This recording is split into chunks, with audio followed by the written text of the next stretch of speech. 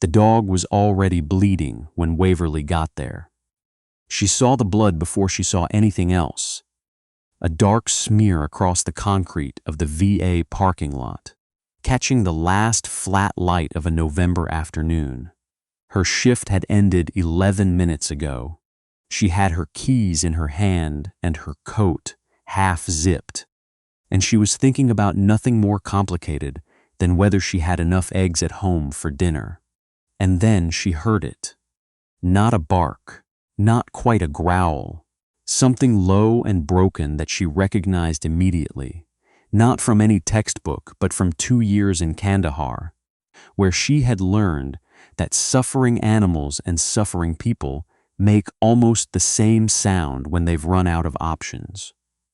She stopped walking. Corporal, that's what everyone at the Dayton VA called the dog, even though his official name was something longer that nobody used.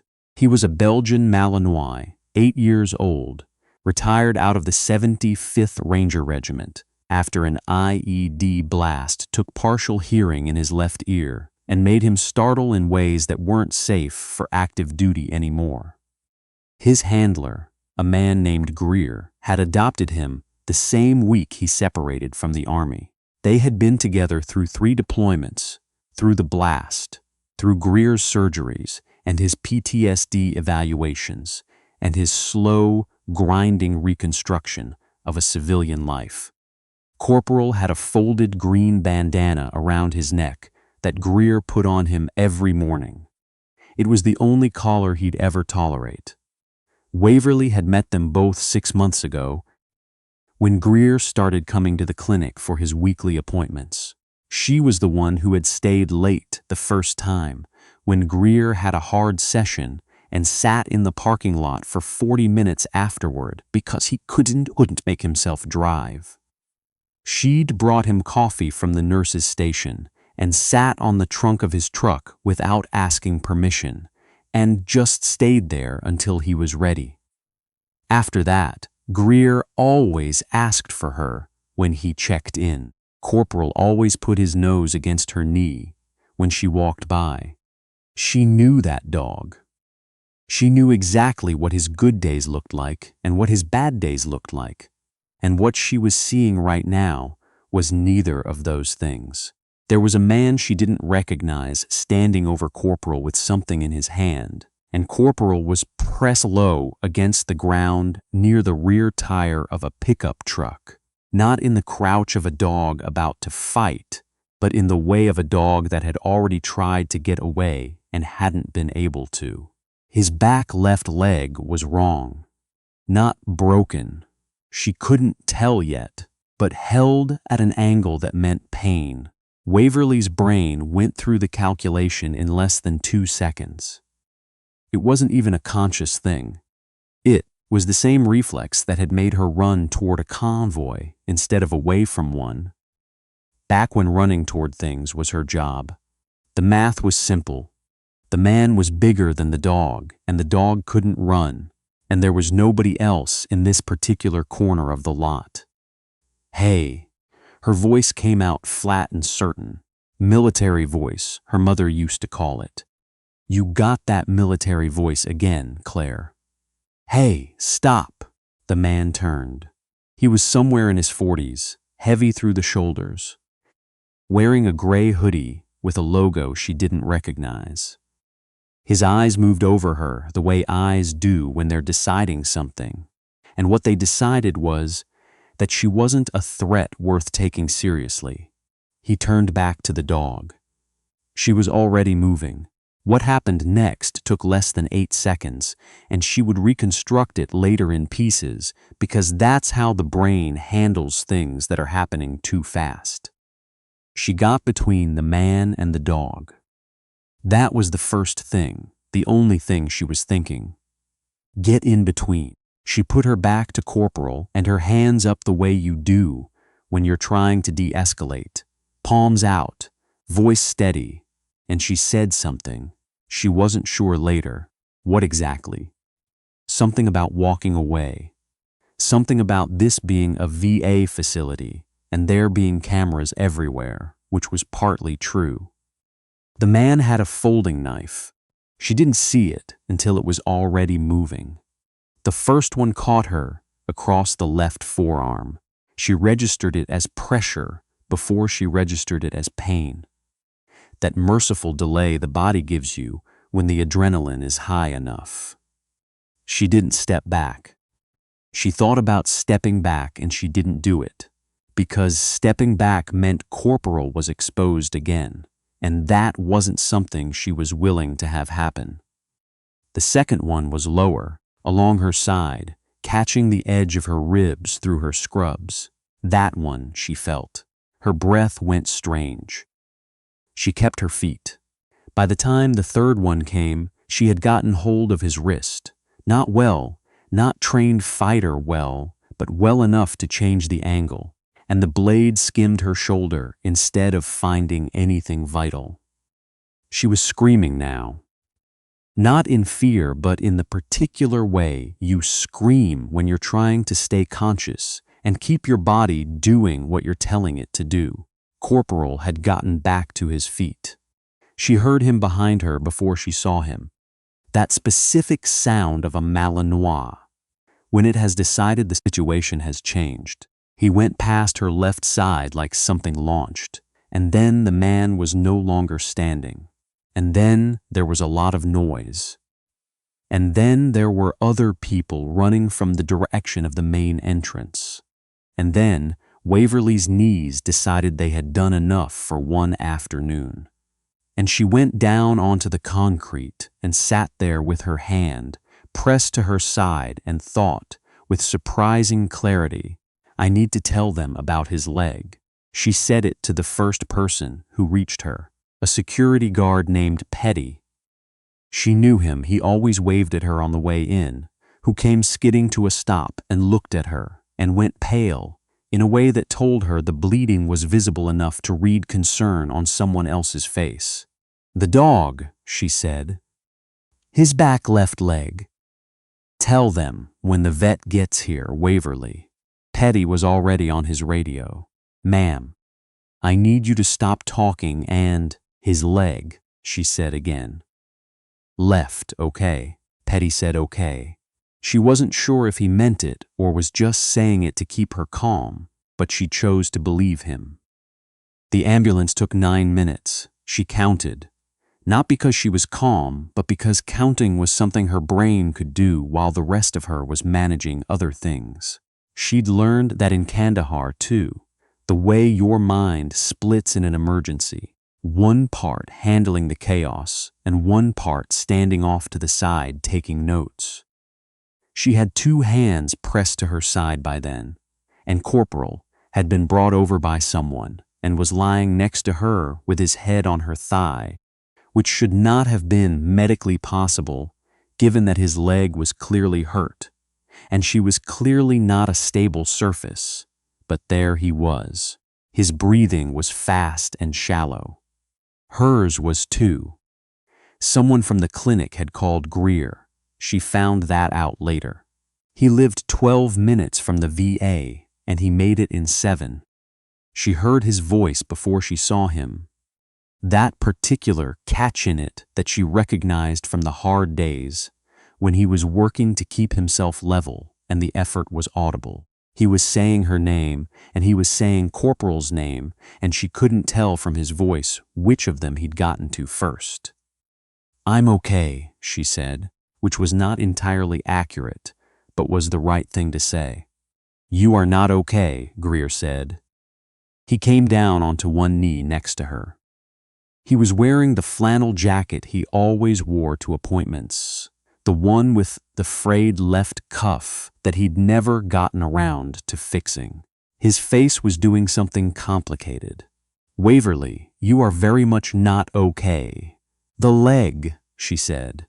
I told Petty about the leg. Did someone? There's a vet on the way. He put his hand over hers, the ones pressed to her side. Not moving them, not doing anything medical, just covering them. I've got you. The EMTs arrived 30 seconds later, and the organized chaos of emergency medicine took over. And that was the last clear thing she remembered from the parking lot. She woke up in Miami Valley Hospital with a different quality of light, the particular flatness of fluorescence, the specific smell of IV saline and industrial cleaning products, and for about 4 seconds, she had no idea what city she was in, or what year it was, or whether she still had all her limbs. Then the ceiling tiles came into focus, and she remembered. Left side, ribs, arm, shoulder. She did a quiet inventory, the way she'd been trained to do, working methodically from feet upward. Everything reported in. Not everything reported in painlessly, but in. The arm had been sutured.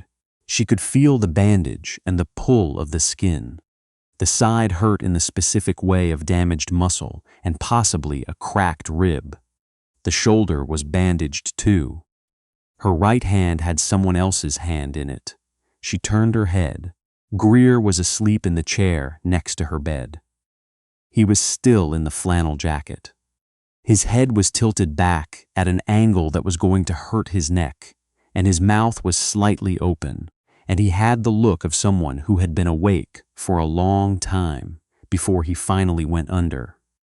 On the windowsill, arranged with more care than the hospital staff had likely put there, was Corporal's green bandana, folded into a small square. Her throat did something she didn't anticipate. She looked at the bandana for a long time. Then she looked at the ceiling. Then she breathed slowly, because the ribs made fast breathing inadvisable. The nurse who came in at the shift change, a young man named Ellerby, who had the focused calm of someone who'd been doing this long enough to take nothing personally, told her it was 4:17 in the morning. She'd been in surgery for just under 2 hours. 2 of the wounds had been superficial. One had nicked an intercostal muscle and cracked the 5th rib. The arm had required 18 sutures. She was going to be sore and restricted and monitored for the next several days. And she was also definitively going to be fine. "The dog," she said. Ellerby's expression did something she couldn't fully read in her current state. "There's information on the dog," he said carefully. Can I get someone to?" "Just tell me," he told her. Corporal had a fractured tibia in the back left leg, consistent with a kick. He was at an emergency veterinary facility on the other side of Dayton. He had come through the procedure without complication. He was going to need 8 weeks of restricted movement and a full course of rehab. But he was going to keep the leg. She didn't cry. She'd done all her crying on the operating table, apparently, because there was nothing left now, just a clean, flat feeling of relief that settled into the spaces between the pain. When she opened her eyes again, Greer was awake. He was sitting forward in the chair with his elbows on his knees, and he'd been watching her. And when she looked at him, he didn't look away the way people sometimes do when they get caught looking. "He's going to be okay," she said. "Yeah." Greer's voice was rough from sleep or from something else. "I know. They called me an hour ago. You didn't wake me up. You needed the sleep more than you needed the update." She considered arguing with that and decided against it, because he was probably right, and also because arguing required more energy than she currently had access to. "The bandana," she said, nodding toward the window. He glanced at it. I don't know. I thought maybe you'd want something of his while he's over there." She didn't say anything. She didn't need to. Some things communicate just fine in the particular silence between people who have been through enough separately to recognize what the other person is carrying. The story got out the way these things do. Not through any announcement, not through any formal notification, but through the network that connects veterans the way roots connect trees underground. Greer had called someone. That someone had made a call. A post appeared somewhere, not inflammatory, not dramatic, just factual. A nurse at the Dayton VA had been stabbed 3 times protecting a retired service dog, and she was going to be okay, and here was the hospital name, and here were visiting hours.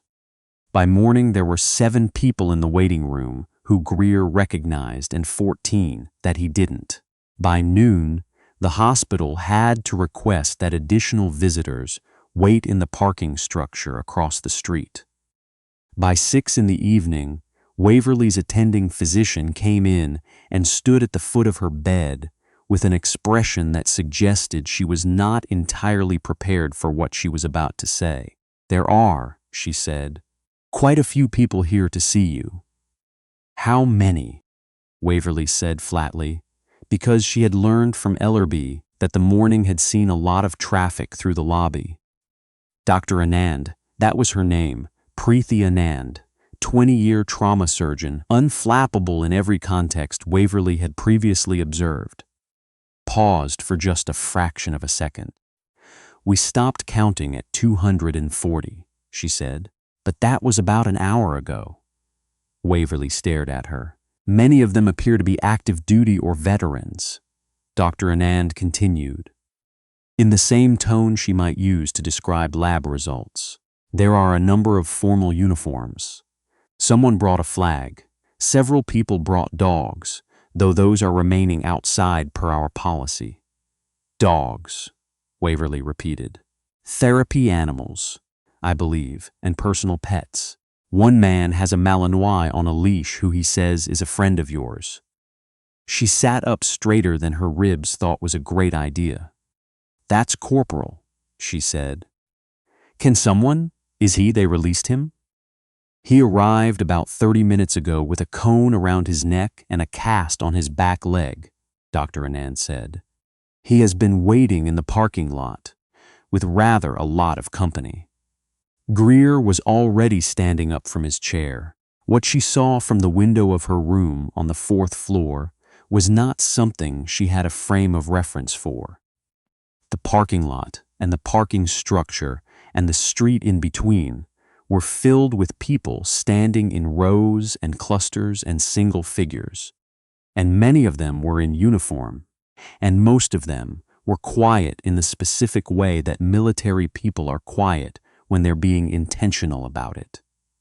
There were flags. There were people with their hands over their hearts. There were people with their hands in their pockets, just standing, bearing witness in the wordless way that sometimes says more than anything organized could. And, at the edge of the lot, near the concrete planter where Greer always parked his truck, was Corporal. He was wearing a cone that was too big for his head, and his back leg was in a cast, and he was being held gently on a long lead by a vet tech Waverly didn't recognize, and he had his nose pointed up toward the hospital building with a concentration that looked, from 4 floors up, extremely purposeful. She put her hand on the glass. She was not someone who cried easily.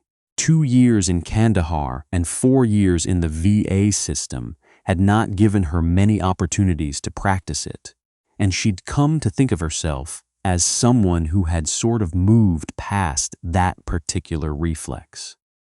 She stood at that window in a hospital gown with 18 sutures in her arm and a cracked rib, and she put her palm flat against the cold glass, and she cried until she didn't have any more of it left. Greer stood behind her and didn't say anything, which was exactly right. The police arrested the man 3 hours after it happened. She learned the details later in pieces. He'd had 3 prior assault charges, a restraining order violation, an outstanding warrant in a neighboring county. Whatever his reason for being in that parking lot, whatever had made him decide that a retired service dog was a target worth his time, the reasons didn't matter much to her. Not because she was forgiving, but because the reasons of people like that tend not to be reasons in any useful sense of the word. He was in custody. That was the sentence she let herself sit with. She was transferred out of ICU after 36 hours and into a standard room on the 3rd floor, and the parade of visitors became the nursing staff managed with a clipboard and a schedule. They came 1 or 2 at a time, mostly. Some of them she knew from the clinic. Most of them she didn't.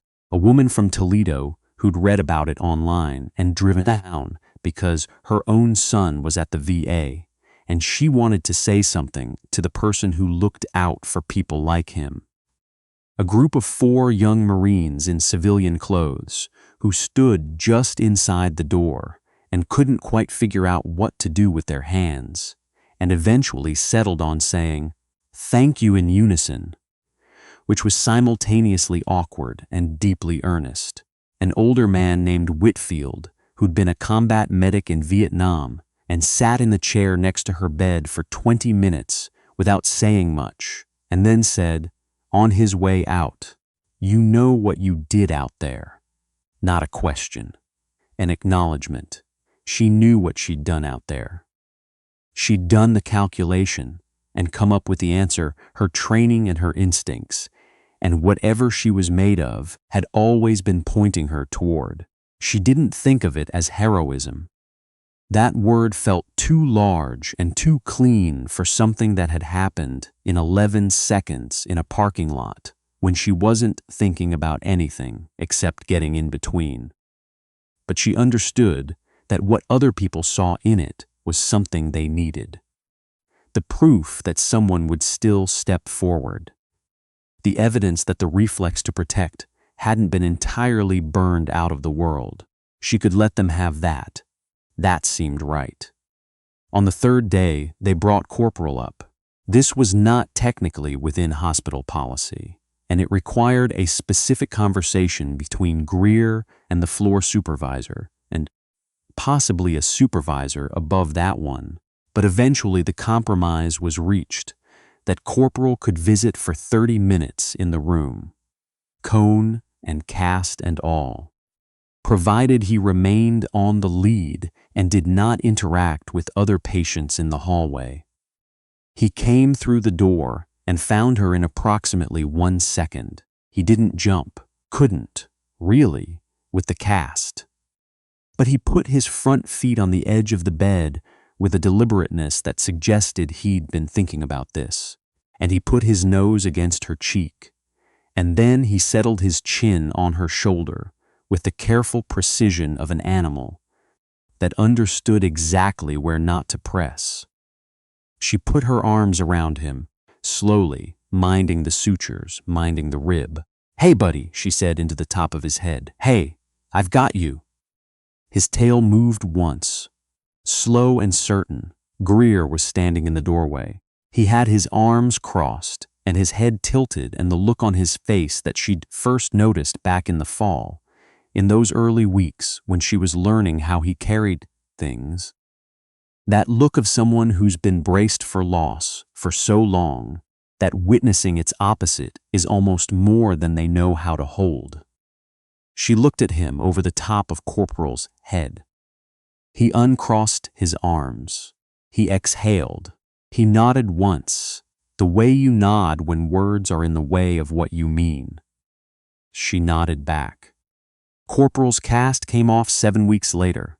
He had a slight favoring of the back left leg for the first few weeks after that, something the vet said might be permanent or might resolve on its own, and which Greer said did not matter one single bit either way. Waverly was back at the VA 3 weeks after her discharge, which was 2 weeks earlier than her attending had recommended, and which she chose not to discuss with anyone who might have opinions about it. The parking lot had a new light installed in the corner where it happened, better coverage. She noticed it her first week back and didn't say anything, just noted it, the way you note things that have been changed because of you. The man who had been in that parking lot was awaiting trial. Greer didn't bring it up, and she didn't either, except once, on a Tuesday afternoon in February, when they were sitting on the tailgate of his truck, after her last appointment, and he asked her if she was okay with how things were going, meaning the case, meaning the waiting. And she thought about it honestly and said she was okay with it. She was. There was a framed photo on her desk at the clinic now. Someone had taken it without her knowing, her and Corporal in the parking lot on the day he'd visited, her arms around him, his chin on her shoulder, both of their faces pointed in toward each other. She didn't know who had taken it or how it had found its way to her desk. Only that one morning it was there in a simple wooden frame with no note attached. She left it exactly where it was. Some mornings, between patients, she'd look at it for a second. Not long, just long enough to remember what the calculation felt like, the reflex. The moment when you see what's needed and your feet are already moving before your brain has finished catching up. She'd always been built that way. She'd always known it. The parking lot just made it visible to everyone else. And that, she had decided somewhere in those early hospital days, staring at a folded green bandana on a windowsill, while the man who needed it most slept in a chair next to her. That was something she could live with just fine.